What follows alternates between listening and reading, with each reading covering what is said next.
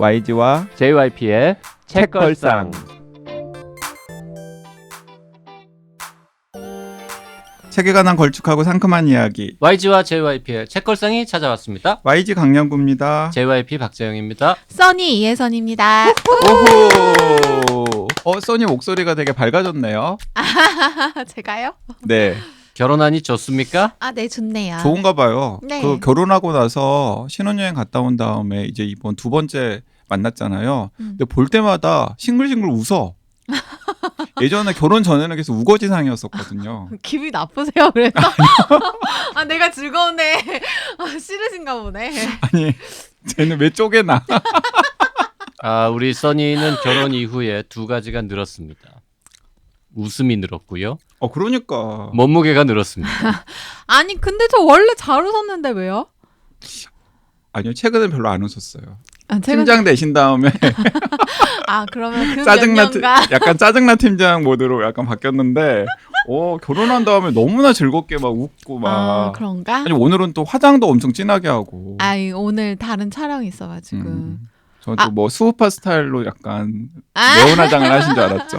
수우파 스타일이라고 하려면 더 진하게 하기에는 해야죠. 네, 너무 약하게 한 것 같습니다. 네, 아무튼 축하드립니다. 감사합니다. 저희 책걸상 청취자분들도 써니한테 축하 인사를 하신 분들이 있습니다. 정말요? 니은 귀찮아님, 네.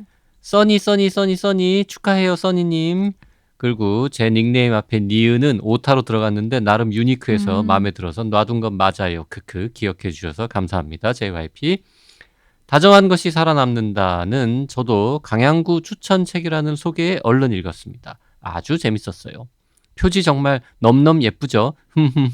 이건 강한과학 디스를 하시는 거잖아요 지금. 흠이라는 세 글자를 보고도 강양구는 자격지심에 네, 도둑이 제발 저린다 이런 속담이 생각나네요. 네.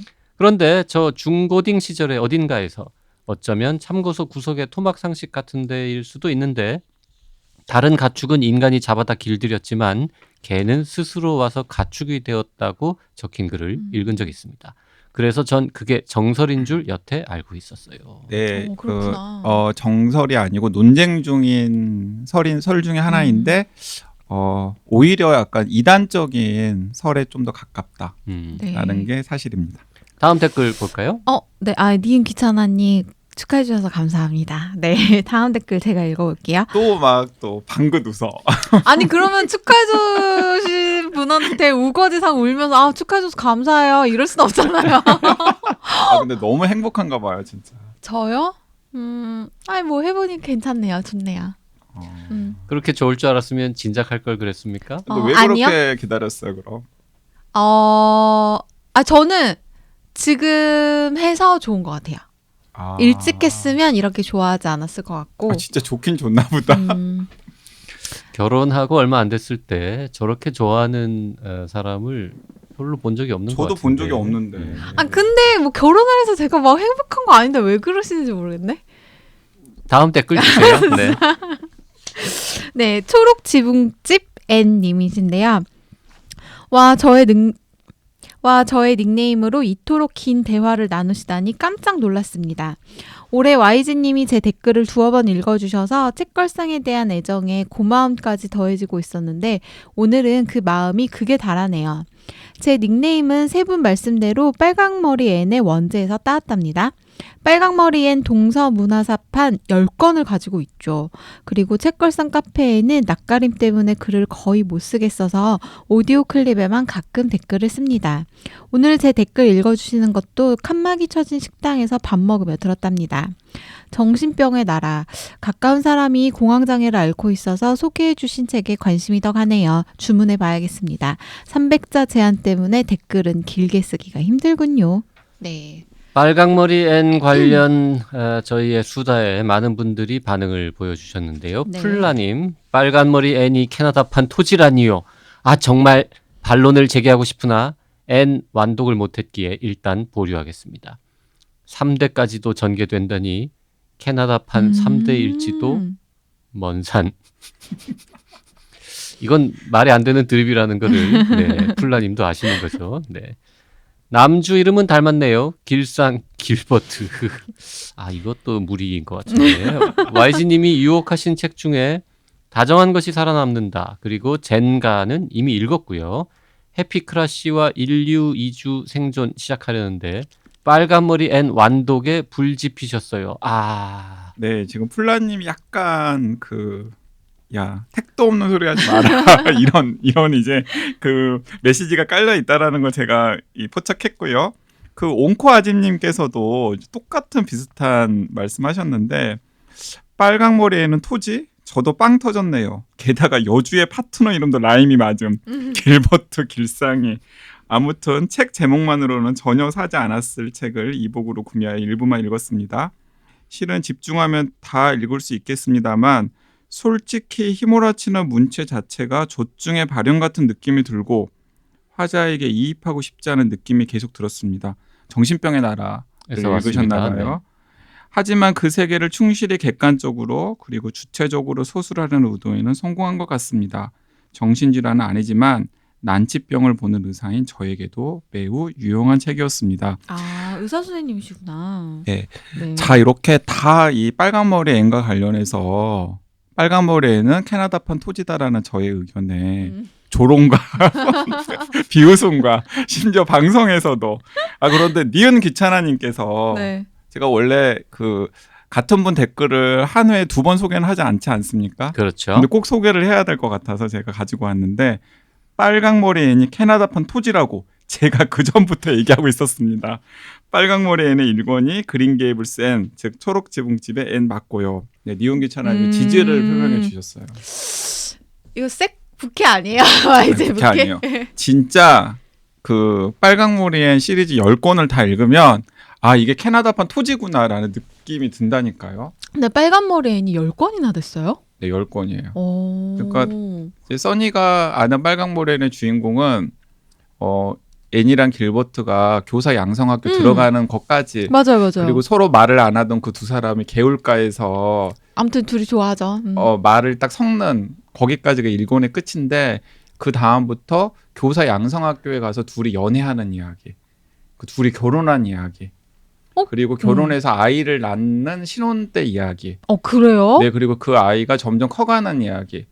아, 진짜? 이런 이야기들이 쭉 계속 이어져요. 혹시 나중에 헤어집니까? 둘이는? 둘이는 안 헤어집니다. 뭐 나요? 아니 꼭 무슨 치정물로 캐나다판 그런 겁니까? 아니 부부의 세계입니까? 아니 그렇게 이제 길게 가다 보면 헤어지는 설정이 나올 수도 있어서 여쭤봤죠. 저는 1권도 안 읽었기 때문에. 근데 정말 다이애나 있죠.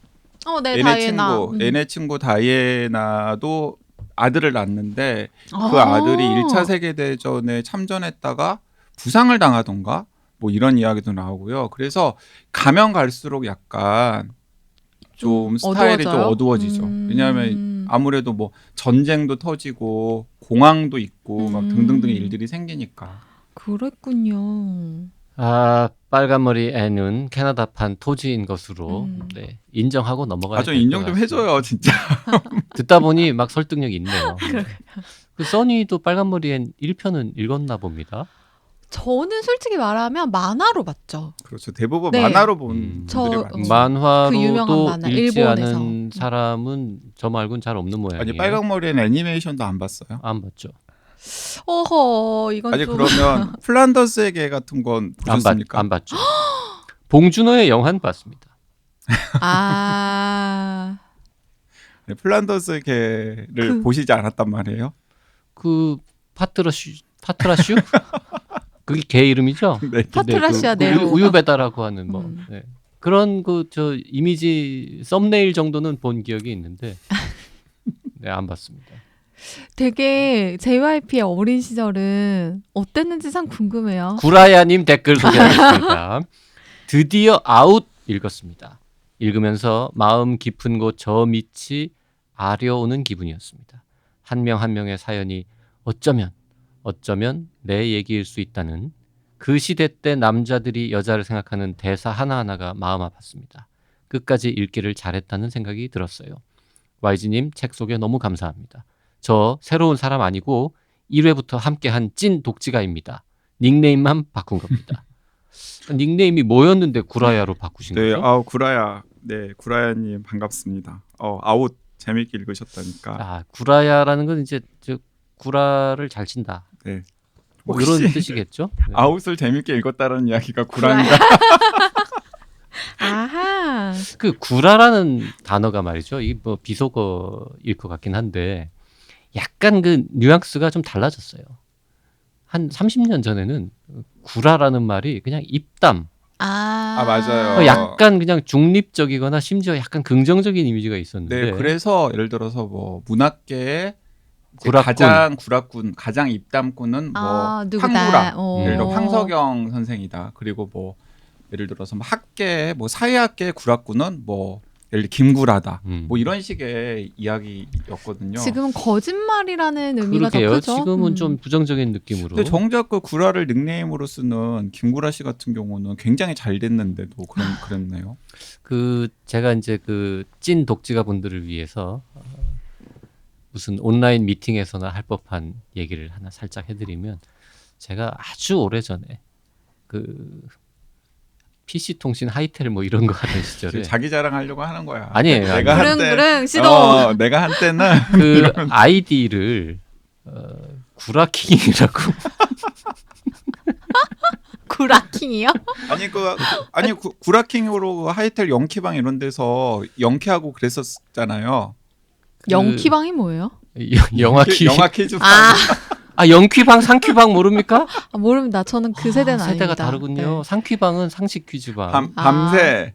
밤새입니다. 예. 진짜. 예. 오죽 밤을 샜으면 그러다가 사람들이 번개도 하고 또 연애도 하고. 밤새지 말란 말이야. 뭐 이런 광고도 나왔겠어요. 아. YG는 뭐 곽퀴방 이런 거 했습니까? 저 곽퀴방. 저는 퀴방은 아니었고 근데 수다는 되게 많이 떨었어요. 음. 채팅으로. 채팅으로.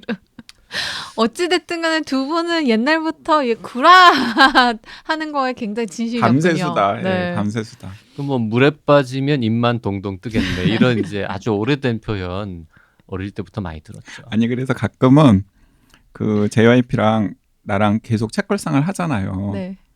이게 책걸상을 하는 이유가 책이 좋아서라기보다는 구라가 좋아서. 어디선가 말을 수다 해야 없네. 되는데 그 혹자가 저보고 이제 좀 물에 빠지면 입만 동동 뜨겠다 뭐 이런 얘기를 하면 옆에 계신 분이 절마 저거는 물고기하고 대화하느라고 입이 안 뜬다 뭐 이런 얘기를 하시곤 했죠. 구라가 좋다 이거랑 비슷한 비속어들이 또 뭐가 있을까요? 이빨이 세다? 이빨이 세다. 이빨이 세다. 근데 내가 본 중에 네. JYP가 진짜 최고예요. 뭐 왜 최고라는 생각이 네. 드냐면 내가 저녁 식사를 하거나 술자리를 할 때 내 입이 다물어지는 경우가 별로 없어요. 웬만하면 열려 있는데 웬만하면 열려 있어. 왜냐면 웬만하면 대화를 내가 주도하거든요. 그런데 JYP랑 같이 식사를 하거나 술자리에서는 내가 웬만하면 입을 다물고 있어요. 왜냐하면 JYP가 계속 입을 멈추지 않거든. 제가 이 두 분과 방송하기 얼마나 힘이 들겠어요. 아닙니다. YG도 상당히 열려 있습니다. 네. 제가 절대 대화를 주도하기 힘듭니다. 그리고 제가 좀 말을 많이 하잖아요. 그러면 제가 모르는 어려운 얘기를 YG가 꺼내. 그래서 입을 다물어. 내가 모르는 얘기를 하면 끼어들 수가 없어요. 그래서 바보가 되어서 이제 저런 거구나. 참 아는 것도 많지 이러면서 이제 듣게 되죠. 두 분은 참 소울메이트신 것 같네요. 제가 수다를 많이 떨면 떨수록 YG의 이야기의 수준이 높아집니다. 네. 저를 생각해서 좀 조절해 주시면 감사하겠습니다. 아니 그나저나 네. 오늘이 11월 1일 그렇죠. 단계적 일상 회복의 첫날이 될 가능성이 굉장히 크고 음흠. 왜냐하면 지금은 11월 1일보다 며칠 전이니까요. 이제 그리고 또 지난주에 올라온 클립에 그 독지가 카페 댓글이나 이런 것들을 보니까 11월 마지막 주, 10월 마지막 주까지가 딱 1년이기 때문에 시즌 3가 끝난 거 끝난 아니냐? 거 아니냐. 아하. 방송 종료되는 것 아니냐. 지금- 설마 우리가 마지막 방송이면 오늘로 끝입니다라고 얘기는 하고 끝냈겠죠. 네, 그런데 오늘부터는 보너스 트랙입니다. 보너스였어요? 오늘부터는 네. 보너스 트랙이에요. 게스트가 없잖아요. 그래서 어쩐지. 게스트 있지 참. 써니가 게스트지. 아니 써니 그래서 게스트는 써니고 써니한테 제가 미리 양해를 구하지 못했는데 오늘은 출연료도 없습니다.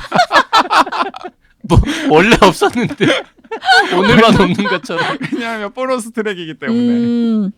알겠습니다. 그러니까 네. 뭐 저 건전가요 같은 거군요. 시장에 가면 뭐 이런 건전가요? 건전가요? 맞아. 이제 예전에는 건전가요가 한 곡씩 꼭 들어갔어요. 앨범에. 앨범에. 네. 그치. H.O.T에도 뭐 이렇게 사회 비판 아닌데? 그런 거 아닌가? 아니 그런 거 아니고 그때는 좀 이렇게 나중이고 뭐 80년대만 하더라도 앨범을 내면은 앨범 뒤에 꿈과 희망을 주는 그런 건전가요가 꼭 들어갔어야 했어요. 그 뭐 건전가요 뭐가 있었죠? 되게 유명한 거 많이 있었는데 그 보통 이제 아예 그 다른 뭐 합창단이나 개똥벌레 이런 거예요? 그런 게 건전가요예요? 개똥벌레는 아니고. 원래 그분이 개똥벌레를 부르셨던 거고. 무슨 합창단이 녹음한 이런 동요스러운 거 뭐 이런 거 나왔는데 이문세 씨가 언제 한번 앨범 내면서 아무리 건전가요라도 그냥 이거는 내 앨범에 넣기 싫다 그래가지고 본인이 직접 부른 건전가요를 하나 넣은 적이 있어요. 어허야 둥기둥기 뭐 이런 거 그건 있잖아요. 뭐야? 뭐 그런 음. 것들을 넣은 적도 있고. 아우 옛날 얘기 많이 하네요. 오늘. 근데 오늘 보너스 트랙이라서 책 얘기는 안 하는 거예요? 책 얘기 하죠. 네. 합니다. 책걸상에다 책 얘기가 빠지면 되겠습니까? 그렇군요. 책걸상 책 얘기는 하는데 어쨌든 보너스 트랙이라. 보너스 트랙. 그러면은 시즌 4는 언제 시작하는 거예요? 그게 미정이죠. 그리고 시즌 3를 언제까지 할지도 사실 미정이긴 합니다. 그 시즌 4가 언제 할지 결정될 때까지 계속 보너스 트랙이 나오는 그렇진 거예요? 않고요. 네, 보너스 트랙 주간에는 우리가 뭘 하냐면 이제 시즌 4 제작비 마련을 위한 펀딩, 홍보 이런 걸 좀 하려고. 지금 지난번처럼. 그 JYP랑 YG가 만나면 맨날 계산기 두드립니다. 계산기를 두드린 다음에 둘이 계속 싸우고 있습니다. 왜 써봐요? 아니 뭐 때문에 저는 싸우시는 큰 거예요? 갈등이 있어요. 한 달 전쯤에 그 독지가 카페 독지가 한 30분 정도와 네. 수다를 떨면서 세례를 받았죠. 지령을 받았죠. 미션을 부여받으셨어요? 아니 그분들이 3천만 원 질러라. 누구? YG 돈으로? 아니 그럼 YG 돈이라니. YG 돈 3천을 책걸상에 박아라. 저 집에서 쫓겨나요. 진짜 3천만 원 질러라. 그 펀딩을 3천만 원 질러라는 거예요. 목표 금액을요? 그래서 그거 너무 많지 않습니까? 라고 네. 제가 줌 미팅 때 이야기를 했더니 우리가 채워줄게. 어머나 세상에. 그러니까 약간 과장 섞으면 과장 섞으면 네. 우리가 이제 1년 전에 네. 시즌 3 펀딩을 할 때 1,200만 원인가를 그랬던 목표로 것 같아요. 네. 펀딩을 했었죠. 그때는 물론 이제 방송을 하지 않는 상태에서 막 이렇게 그 인터넷에 글 하나 띡 올려놓고는 그냥 막 했는데 그게 이제 굉장히 쉽게 달성이 되지 않았습니까? 그런데 상황이 지금 더 나빠요. 작년에 우리가 확보했던 시즌 3 제작비보다 현재 저희가 또 이게 뭐 백방으로 뛰고 네. 있습니다만 현재까지 확보한 시즌 4 제작비가 작년에 확보한 것보다 적어요. 그래서 그러니까 약간 이제 이런 거예요. 그 처음부터 우리에게 후원을 하셨던 독지가들이 작년에 펀딩이 된 걸 보고서 그냥 줄이셨어요? 아니 이렇게 말씀을 하시는 거죠. 책걸상 열성 청취자들이 후원금이나 혹은 이 뭐라 그러죠? 구독료를 낼 이제 준비가 되어 있나 보다. 그러니까 난 좀 안 도와줘도 되지 않느냐. 어머나. 뭐 하여튼 여차저차 해가지고요. 네. 지금 내년 제작비가 작년보다 많이 모자랍니다. 그래서 펀딩 액수를 좀 늘려야 이제 다음 시즌을 또 우리가 한 1년 정도 해볼 수 있을 것 같은데 YG하고 JYP하고 지금 계속 싸우는 게 네. JYP가 이제 좀 간이 작잖아요. 그래서 작년에 1200 했으니까 올해 이제 대폭 한번 늘려서 미친 척하고 질러갖고 2배를 한번 해보자. 2,400만 원 정도. 큰 결심하셨네요, JYP. 안 될 수도 있는데 그래도 한번 이 정도 돼야 우리가 그래도 가난한 형편이나마 한 1년 정도 또 꾸역꾸역 해볼 수 있겠다. 뭐 이런 얘기를 했는데 YG가 3천 지르자는 거죠. 독주가들의 의견을 받아서. 되겠냐, 아니, 어차피 한천. 600 차이밖에 안 되고 600이 애 이름이냐? 아니 그리고 뭐 만약에 600이 안 되면 뭐 또 누군가가 어디서 또 600을 탁 넣을 수도 있지 않을까요? 누가요? 본인이 넣기 전에 누가 넣겠어? 나나 JRP가 난 못 넣어. 난 아닐세. 그러면 지금 펀딩 목표 금액을 두 분이서 계속 논의 중이신 거예요? 아니 펀딩 목표 금액부터 이제 그 소소한 이제 설득 작업들. 그 상품은 뭘로 구성을 할 상품은 것이냐. 뭘로 구성할 것인지. 그러니까 작년 같은 경우에는 딱 펀딩 직후에 JYP 책이 나올 예정이라서 맞아요. 그 JYP 책을 펀딩 상품 중에 하나로 넣었는데 지금은 JYP나 YG나 혹은 혼비님 이미 책 나와버렸고 네. 곧 나올 책이 없어요. 박평도 금방 나올 것 같지는 않거든요. YG는 없나요? 저는 내년 3월 정도. 아, 그러니까 당장 나올 아직 건 아니고. 모르겠네요. 그래서 책 대신에 또 내년 3월이면 그걸로 어떻게 꼭 내야 되잖아요. 그러면. 꼭 내야지. 몇 달 후에라도. 네. 그것도 뭐 상품에 약간 끼워 넣을 수. 그 JYP 책은 빨라야 내년. 그러니까 사실 하반기거든. 그래서 이제 엄밀하게 이야기를 하면은 내년에 방송될 책걸상 방송이 이제 가장 중요한 메인 상품이기 때문에 그것만 들이밀어도 되는데 이제 그렇게 하기에는 너무 이제 좀 없어 보이지 그쵸. 않느냐. 뭔가 리워드를 드리고 싶은 마음이 굿즈라도 있으니까. 네, 라는 게 JYP의 고민이고 저도 거기에는 동의를 했고 그리고 이참에 그지 또 지금 그러면 시즌 3 때 약속했던 그 리워드나 여러 가지 상품들 중에서 아직 약속이 이행되지 않은 것들에 대해서는 어떻게 할 거냐. 맞아요. 그것도 참 고민이죠. 우리가 근데 이제 근데 오프라인 미팅 못 했고 네. 온라인 미팅도 2번 하기로 했는데 한 번밖에 못 했고. 네. 그리고 또 그 이제 고액으로 펀딩을 하신 다음에 헌정 방송. 헌정 방송을 신청하셨던 분들 중에서 여의치 않았던 것들이 있거든요. 네. 예를 들면 뭐 오프라인으로 참관을 하시겠다라는 내용이라든지 뭐 책 헌정 방송을 제안을 하셨는데 뭐 이러저러하게 사정이 안 되다 보니까 4명 스케줄을 맞추지 못해가지고 이제 못하거나 이런 것들이 있는데 그런 것들 저희가 다 기억하고 있습니다. 그래서 다 모아가지고 어떻게든 할 거죠. 어떻게든 할 약속 지킬 겁니다. 시즌 4 시작하기 전에는 다 털고 가실 건가요? 아니 시즌 4에서라도 어떻게든. 네, 그 어떻게든. 정도의 양해해 주시겠죠. 뭐 상황에 특수한 상황이 있었으니까. 네네네. 코로나만 아니었으면 우리가 오프라인 미팅을 즐겁게 했을 텐데 맞아요. 일단 그거를 못 해가지고 가장 아쉽고. 근데 이제 단계적 일상회복 방안이 정부안대로 차근차근 진행이 되면은 한 100명 모일 수 있죠. 100명 정도 모일 수 있죠. 100명 미만은 뭐 그냥 할 수 있게 그 바뀌잖아요. 100명 정도 모이는 그 미팅을 해서 입장권을 한 20만 원씩 받으면은 2천만 원이네. 뭐 포토북 이런 거 내시나요, 그럼?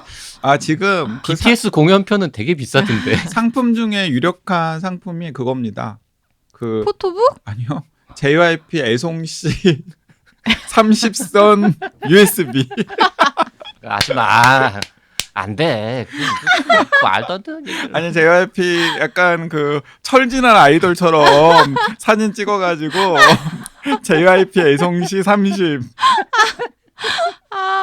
안 돼. USB 제작비도 많이 들고 안 돼. 그거 말고 뭐 다른 거. 같은데 USB 제작비는? 아니 그거 뭐 원하시는 분들이 있어요. 아유, 네. 아니 걸죠. 원하시는 분들이 있다니까. 아니 그러지 말고 그 시 낭독하는 저작권료도 내야 돼. 시 읽으려면 그 시 쓴 분들한테. 그게 문제구나. 그게 뭐 아무나 되는 게 아닙니다. 시 저작권이랑 노래 저작권이랑 어느 게 더 비싸요? 다 비싸요. 노래 저작권이 좀 더 비쌀 거예요. 저작권 풀려 있는 옛날 거. 오빠는 풍각생이에요. 어쨌든 어떤 시냐가 중요한 게 아니라. JYP 애송시가 30개가 안 됩니다. 하여튼 JYP는 시 자체. 자 의견 주세요. 네. 상품으로 어떤 게 좋을지 아이디어 주시면은 저희가 어떻게든 좀 마련을 해보고요. 네, 댓글로 꼭 받고 싶은 굿즈나 혹은 상품 구성 뭐 이런 게 있다 그러면 제안 주시면 좀 이렇게 만드는데 돈 크게 하겠습니다. 안 들고 의미는 좀 있고 몸으로 때울 이런 수 있는 거. 고민 중입니다. 지금 고민이 많아서 원래 사실 계획은 오늘쯤에는 저희가 펀딩을 구체적으로 어떻게 구성해서 며칠 날부터 합니다. 이걸 이제 발표하려고 했는데 YG도 그렇고 JYP도 그렇고 요새 은근히 바쁘네. 원래 되게 안 바쁜데 나는 요즘 좀 바빠요. 그래가지고 네. 그 구성을 다 못했습니다. 그래서 조만간 아마 뭐 11월 중순경에는 네. 그리고 발표할 것 그 같습니다. 고액 펀딩 가능하다고 저랑 줌 미팅 하시면서 이야기하셨던 그 분들 녹음했어 그거? 녹음까지는 안 했는데 그분들 사진 찍어놨어. 사진에는 내가 고액 펀딩 하겠다라고 약속한 아, 근데 그 소리가 안 그분들이 들리잖아. 서로 다 말을 맞춰야 되는데 설마 양식 있는 분들이 그러시겠어요? 근데 그분들은 뭘 믿고 30분인데 3천만 원 펀딩 우리가 다 메워줄 테니까 해라 이런 말씀을 하셨을까요? 그 중에 한 분이 혹시 뭐 어디 큰 회사 회장님이고 이런 건가? 숨어있는 진짜 독지가? 뭐 진짜 독지가나 뭐 이렇게 네, 한 방에 채워줄게. 막 상속자 이런 거. 이런 분 계신가 혹시? 그냥 한 방에 채워지는 분은 없었어요. 아, 그렇구나. 네. 고민입니다. 그리고 그 이제 여기 YG하고 상의하지 않은 건데 제가 지금 고민하고 있는 리워드 중에 하나는 이 녹음하는 거를 그냥 라이브로 카메라 하나 달아놓고 진짜 보라처럼 생방송으로 볼 수 있는 그런 티켓도 좀 팔아볼까. 우리가 뭐 사실 거의 그것도 무편집이기 괜찮네요. 때문에 네. 맞아요. 그리고 카메라 돌아간다 그래서 우리가 의식하지도 않아요. 안녕 하고. 그래서 이제 그런 걸로라도 좀 어떻게 좀 해볼까. 그것도 괜찮은 괜찮아요? 아이디어네요. 네, 네. 매번 하기는 너무 부담스럽고 음. 뭐 게스트도 좀 부담스러워 할 테니까. 그러니까 사실 그 코로나를 우리가 겪지 않았더라 그러면 그런 것들이 굉장히 준비도 많이 해야 하고 손도 많이 가고 하는 우리나 아니면 보는 사람이나 참여하는 사람이나 다 좀 어색한 일일 텐데 네. 지금은 사실 그런 게 아니잖아요. 맞아요. 우리가 그냥 익숙해졌죠. 늘상 하던 거 그냥 하면 되는 거니까. 그리고 뭐 우리 회사에 뭐 녹음할 수 있는 공간도 있고 장비도 있고 뭐 음. 다 뭐 카메라 켜고 뭐 유튜브 연결만 하면 되니까 가능합니다. 네. 이런 것도 괜찮네요. 그런 것도. 그 뭐 줌으로 할 수도 있고 유튜브로 할 수도 있고 뭐 우리 저 장대익 교수가 만든 무슨 프로그램도 있다면. 예, 예. 그 비대면 플랫폼 있거든요. 그런 것도 뭐 그것도 장 교수한테 말하면 공짜로 쓰게 해주지 않을까? 장 교수가 그 슬쩍 본인 그 SNS 계정에다가 필요하신 분들 이렇게 시험적으로 해보실 수 있게끔 뭐 말씀을 하셨거든요. 그것도 요청하면은 뭐 하라 그러지 않아라고 하겠습니까? 돈 내라고 하겠습니까? 그래서 1년에 저희가 이제 한 뭐 100회 이상 방송을 하는데 뭐 그중에 뭐 한 10번이라도 카메라 켜고 날방 편집되지 않은 그리고 가능하면 그때는 뭐 4명이 모였을 때라든지 그러네요. 그게 좋겠네요. 4명 모이는 게 스케줄 잡기가 어렵더라고. 근데 너무 아무튼 뭐 바빠가지고. 그런 것도 좀 고민 중이고요. 뭐 하여튼 물건을 드리는 거 그리고 내년 3월에 나온다는 YG의 스택도 새 껴요. 책 뭐 제목도 모르고 컨셉도 모릅니다만 뭐 쓰겠지 뭐라도. 아니 써니도 그냥 남의 일처럼 이렇게 남의 일인데 하지 왜요? 말고 남의 일인데 왜? 자기 일이라고 생각하고 좀 아이디어도 내고 좀 그래봐요. 10%도 쓰지 않은 JYP의 다음 책도 그냥 상품 아니 그래도 되지 않을까? 내년 연말 전에 드릴게요. 2020 잊어먹고 2년 있으면 옵니다. 2022년 12월 31일 이전에 드리겠습니다. 뭐 이런 걸로 해가지고. 이게 먼저 나온 책이 상품이 되면 너무나 많잖아요. 그런데 이게 규정 위반이더라고요. 네, 이미 나온 책은 안 된대요. 앞으로 나올 책만 된대요. 요새 오징어 게임 한참 유행인데 독자가분들하고 어디 MT 가셔가지고 오징어 게임이나 오징어 게임이나 봐주세요.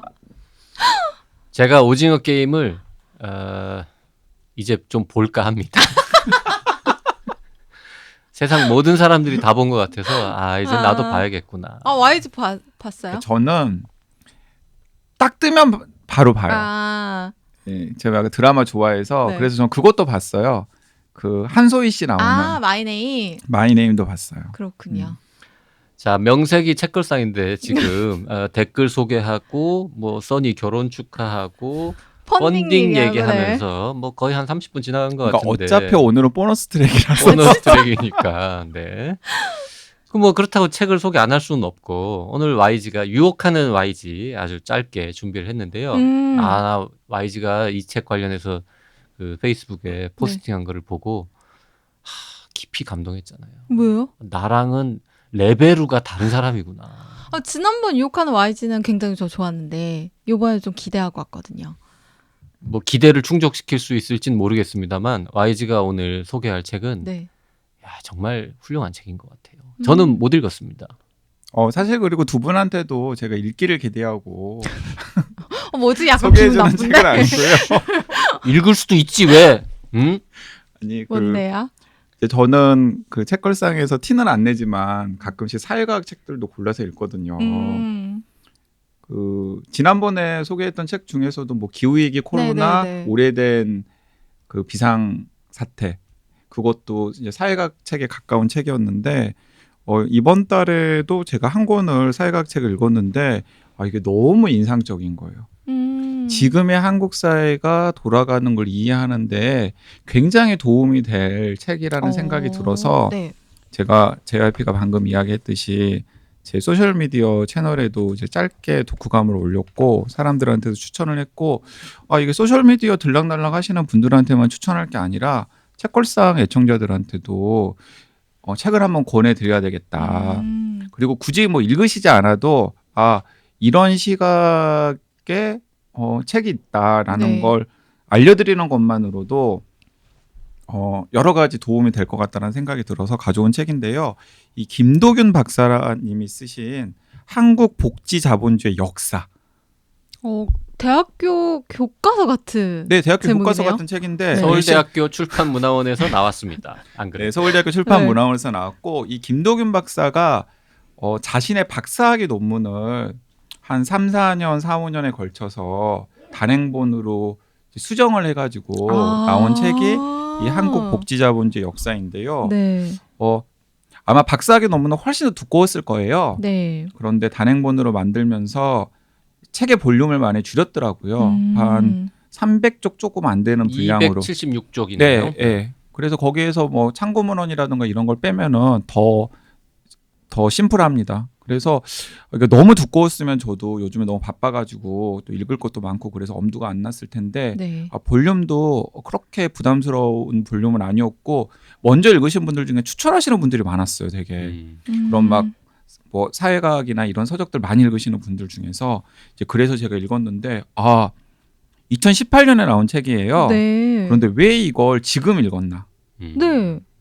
하면서 이제 후회할 정도로 굉장히 좋았습니다. 왜 지금 읽었나 싶을 네. 정도로. 사실 이 책은 이제 어떤 책이냐면은 우리나라의 현대사예요. 따지고 보면 현대 네. 역사 이야기입니다. 역사 네. 이야기인데 약간 독특한 렌즈로 본 역사 이야기인데요.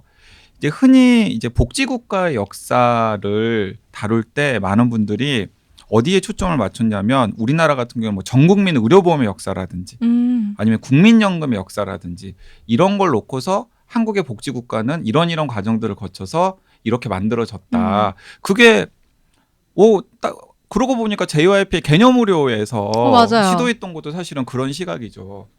제가요?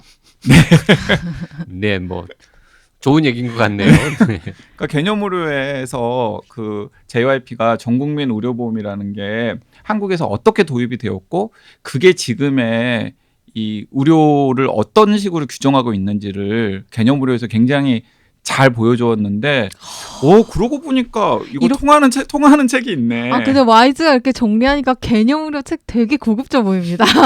그 책은 고급진 책 맞아요. 고급진 네. 책인데. 근데 이 책은 이제 이런 거예요. 그러니까 지금 대한민국의 복지국가의 어떤 특징들이 있을 것 아니에요. 네. 예를 들면은 뭐 제가 좀 이따가 정리해서 이야기를 할 텐데 약간 국가에서 주는 복지가 진짜 유럽의 복지국가와 비교하면은 턱없이 부족하죠. 그러니까 개인들은 자기가 복지와 관련된 여러 가지 준비를 하잖아요. 그러니까 일단 내 집을 마련하려고 굉장히 네. 노력을 하고 그다음에 뭐 예를 들어 노후를 걱정하면서 막 이렇게 뭐 무슨 민간 보험 같은 것도 들고요. 민간 네. 연금도 들고 그다음에 또 사실 자식들한테 투자하는 것도 본인의 노후를 대비하기 위한 수단이기도 하잖아요. 뭐 그리고 저축도 굉장히 많이 하고 뭐 보험도 막 이것저것 많이 들고 네. 이런 게 이제 지금의 한국 사회의 복지한 모습일 텐데 도대체 이런 모습이 어떻게 생겼는지를 확인하기 위해서는 단순하게 그냥 복지 정책에만 초점을 맞출 게 아니라 산업 정책이나 금융 정책이나 심지어는 조세 정책까지 다 두루 봐야 네. 지금의 한국 사회의 이 꼴이 왜 이런 꼴인지를 알 수가 있다라는 게 이분의 문제 의식이었던 것 같아요. 그래서 이분이 1960년대부터 2010년대까지, 그러니까 1960년대 박정희 군사 쿠데타에 의해 박정희 정부부터 2010년대 무상급식을 둘러싼 논란까지 한국 복지국가의 역사를 기존의 연구자들이 크게 주목하지 않았던 산업정책, 조세정책, 금융정책의 변화와 함께 살피는 책이에요. 근데 여기까지 들으면 사실은 진짜 따분하고 재미없을 것 네. 같다라고 생각이 들잖아요. 네. 근데 기가 막히게 재밌네.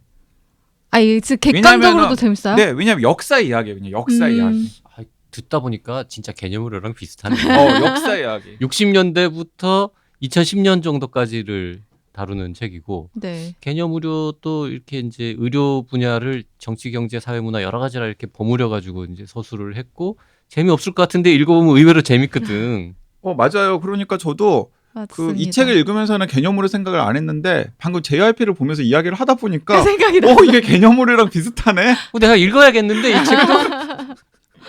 라는 생각이 드는 거죠. 근데 이제 이분이 어쨌든 그렇게 1960년대부터 2010년대까지 쭉 한번 살펴보니까 이게 기가 막힌 특징이 있었다라는 거죠.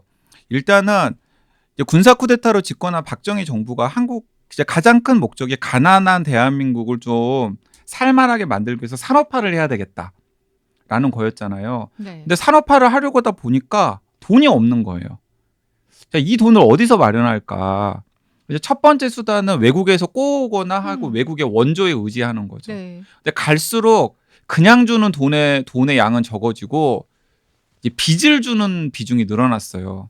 그러니까 마냥 외국의 빚에만 의존할 수는 없잖아요. 그렇죠. 그래서 외국의 빚을 좀 적게 지면서 이 우리나라를 산업화하는데 쓸 돈을 또 어떻게 마련할 수 있는 방법은 없을까? 이 두 가지 선택지가 있었다라는 거죠. 하나는 세금을 걷는 거예요. 다른 하나는 이게 꼼수인데 네. 박정희 군사 쿠데타 이후에 박정희 정부가 은행들을 다 국유화했거든요. 그러니까 은행들을 마음대로 조종할 수 있는 여건이 마련이 됐던 거죠. 네. 그러니까 이게 이제 금융정책이죠. 그래서 국민들한테 저축을 하게 해가지고 그러면 그 돈이 다 은행에 모이잖아요. 모인 돈을 그러면 그 쓰자. 은행에 모인 돈을 우리가 마음대로 쓸 수 있으면 되지 않을까라고 생각을 했던 거죠. 근데 그게 우리나라만 그렇게 했던 게 아니라 일본도 그렇게 했고 네. 뭐 타이완도 그렇게 했고 그렇게 한 그 아시아의 이제 개발 국가들이 많긴 해요. 근데 이제 우리나라도 이제 그 길을 이제 했다라는 네. 거죠. 그렇다면 여기서 이제 이런 질문 나오겠죠. 왜 그러면 세금을 걷는 대신에 민간 저축을 장려했냐? 군사 독재 정부였잖아요. 그러니까 가뜩이나 정치적 정당성이 없는데 중산층 이상으로부터 세금까지 많이 거두면 그치, 그 세금에 대한 심하죠. 반발이 엄청나게 심할 것 아니에요. 그래서 세금을 많이 걷는 조세 정책은 쓰지를 못하고 이 민간 저축을 장려해가지고 그 쌈짓돈을 모아서 종잣돈을 만든 다음에 1960년대, 70년대 이제 산업화를 위한 돈으로 이제 사용을 하기 시작했다라는 거예요. 근데 이제 그러다 보니까 어떤 문제가 생기냐면 저축을 장려해야 되잖아요. 네. 근데 세금도 걷고 저축도 장려하려고 하다 보니까 이제 문제가 생기잖아요. 그래서 그때 이제 박정희 정부가 했던 게 중산층의 세금을 깎아주는 전략을 했던 거죠.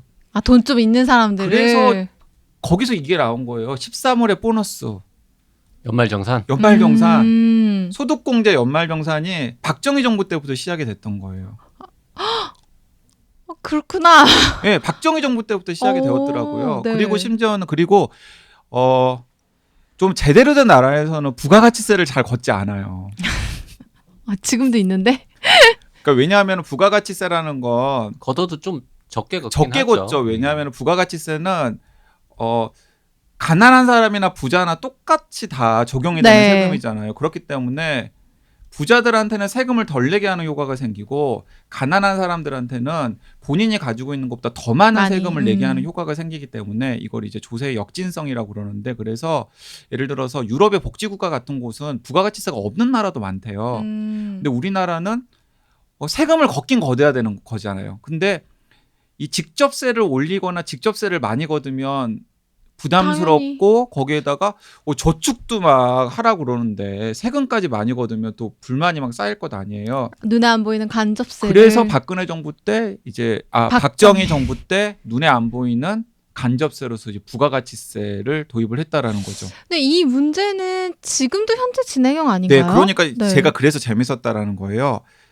이때 도입됐던 것들이 다 지금까지 이어져 내려오고 있어요. 그렇죠. 심지어는 부가가치세를 도입하거나 혹은 소득공제를 할 때의 논란들도 지금이랑 거의 흡사해요. 거기다가 더 웃긴 게 뭐냐면 그 써니도 재형저축이라고 들어봤죠. 무슨 저축이요? 재형저축. 재형저축. 재산 형성 저축. 근로자 재산 형성 저축.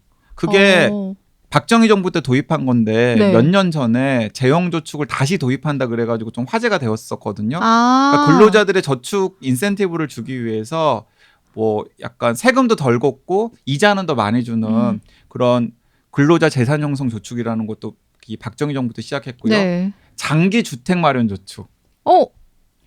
청약? 네. 청약 통장 아니에요? 그 청약 통장과는 유사한 이게 그 근로자 그 노동자 월급쟁이들이 이제 뭐 계속 오랫동안 장기 불입하면 혜택을 많이 주는 건데 그것도 다 박정희 정부 때 생긴 거예요. 지금의 이 모든 금융 정책, 조세 정책은 다 박정희 정부 때 생긴 거다라고 네, 볼 수 맞아요. 있는 그래서 거네요. 그 박정희 정부 때 이렇게 딱 세팅이 된 다음에 이제 뭐 전두환 정부, 노태우 정부, 김영삼 정부, 심지어 외환위기 이후에 김대중, 노무현, 이명박, 박근혜 정부 때까지 그냥 계속해서 그게 이어져 온 거죠. 네. 물론 중간에 여러 가지 변곡점들이 있었어요. 변화를 시도해 보려고 하는 예를 들어서 87년 민주화 이후에 노태우 정부가 들어섰잖아요. 네. 근데 민주화를 계기로 해서 한국도 좀 복지 같은 복지 좀 받아보자라는 시민들의 요구가 있었어요. 근데 복지를 하려고 하면은 돈이 필요하죠. 돈이 필요하잖아요. 그래서 노태우 정부가 마침 오늘 노태우 전 대통령이 돌아가셨죠. 네. 사망을 했는데 노태우 정부가 직접세를 거두려고 복지 재원으로 사용하려고 하는 직접세를 거두려고 노력했는데 놀랍게도 그때 제일 강성 야당이었던 그 김대중 전 대통령이 이끌는 평민당이 적극 결사 반대했어요. 정부가 세금을 걷어가도 그 세금을 복지 재원으로 쓰리라고 하는 신뢰가 없는데 그 세금을 걷는다고 하는 게 말이 되냐라고 하면서 이제 좌절.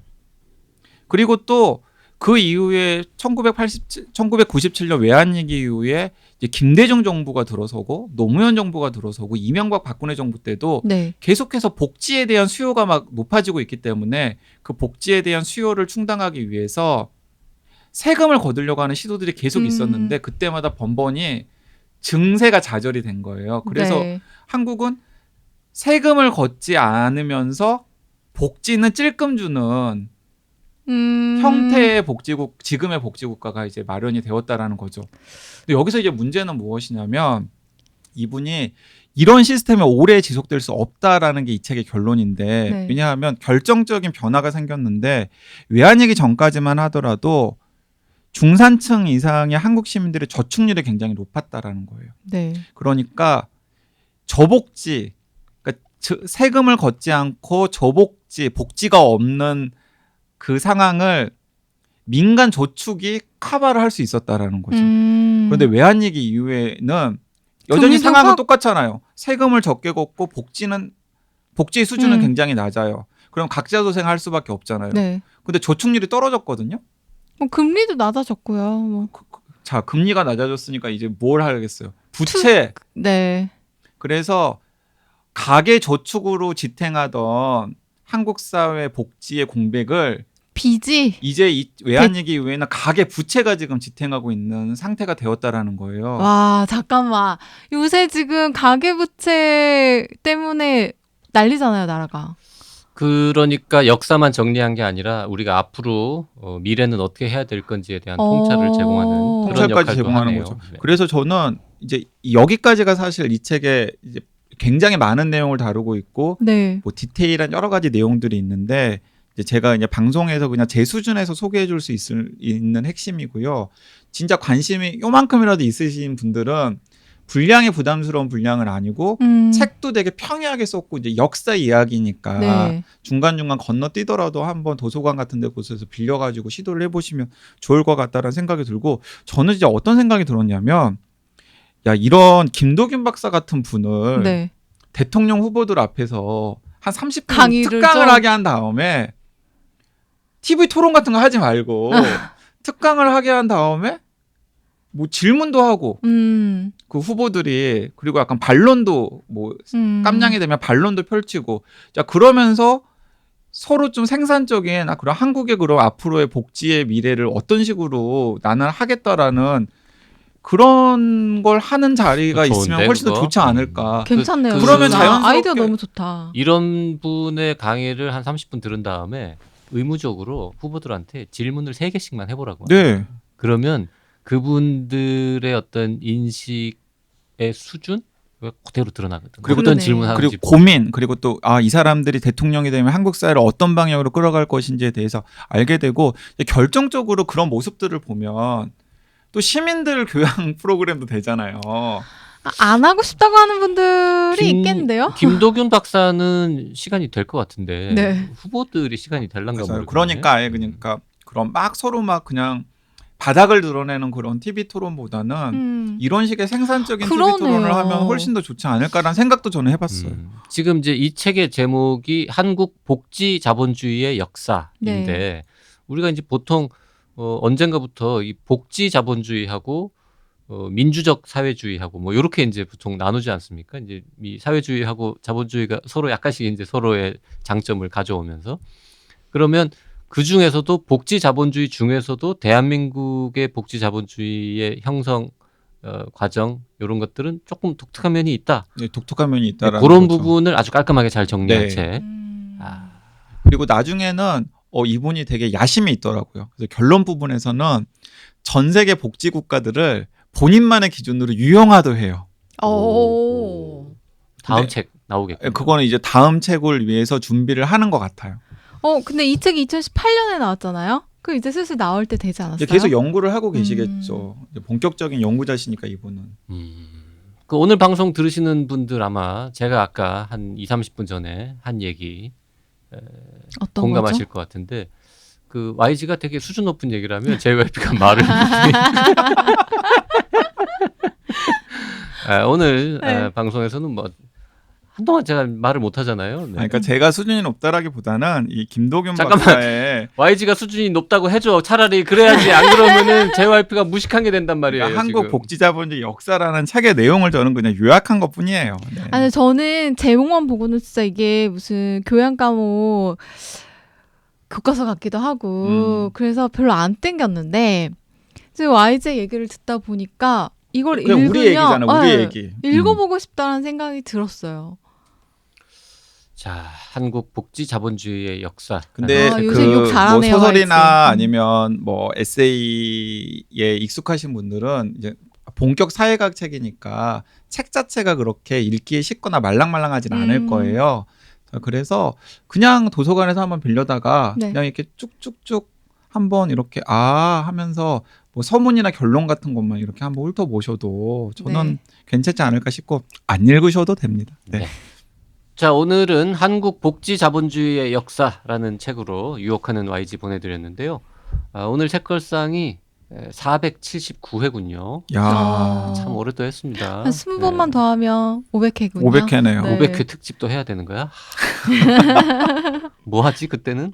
그리고 저희가 지금 녹음 중에 우리 PD가 메모를 보내왔는데 네. 텀블벅 규정이 바뀌었답니다.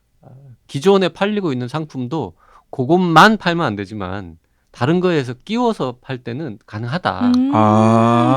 그러니까 그 표지 논란이 있는 강한 과학이라거나 네. 뭐 여준기라거나 뭐 이런 것도 이렇게 살짝 끼워가지고 상품 구성도 가능하다고 하네요. 그러면은 선택의 폭이 좀 훨씬 넓어지겠네요. 네. 네.